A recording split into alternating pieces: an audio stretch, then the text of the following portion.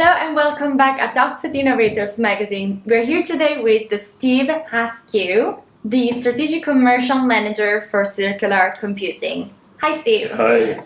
So, you were telling me earlier about what you're doing with these computers. As you can see, this computer is a little bit broken down. It has pieces coming off. So, Steve, tell us more how you get from this to a very nice looking computer like this.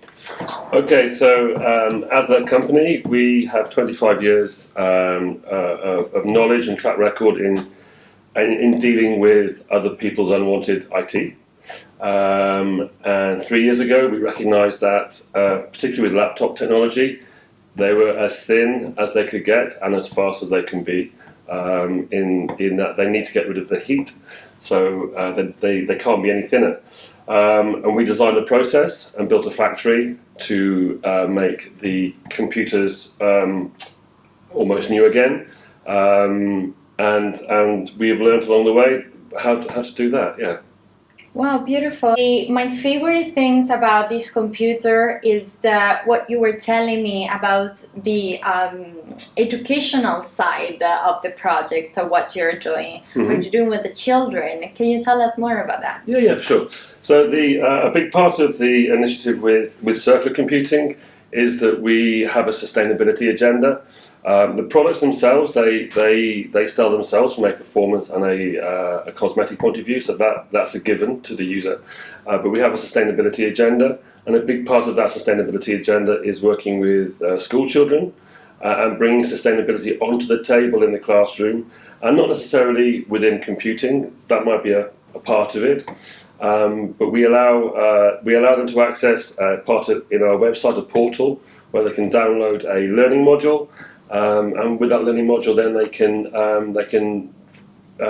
can research and learn about sustainability, and hopefully will allow them to change their behaviour and their thoughts towards consumption, predominantly towards consumption. We are a linear society in that we take, make, and dispose of technology in the main, and we need to think more circularly.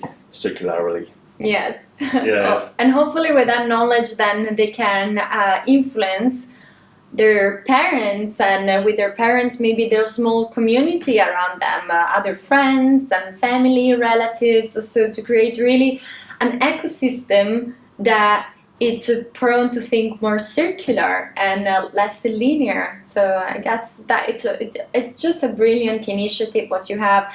And the project you were telling me about of this school in England where you just went there and they had no computers and you just supplied them with the new circular computers, and they just now start to learn from such an early age what means being circular and how it is supposed to be, and they can learn and they can see that computers that are circular work as well as the normal computers, the new ones that they would just buy in a normal store. So it's really beautiful. We want to say anything more about that project that you did? It's a project that we're really proud of. We're proud of it because it is a free resource. We are investing into educating about the topic of sustainability. Along the way, there might be a commercial agenda where they might consider a circular computer if they were looking to buy computers for their schools. But it isn't the main reason why we're doing that. If you think across Europe, there are maybe 250,000 schools, of which will be maybe 150,000 primary schools.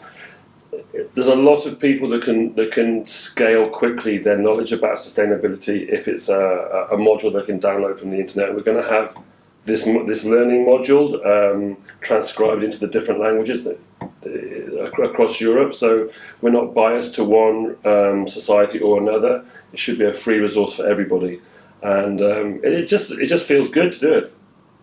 And what about in India, the offset project you have to go on to cover the carbon emissions you have to build a new computer?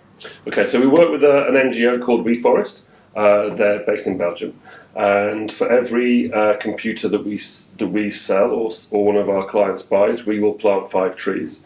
And we have projects in Zambia and in India.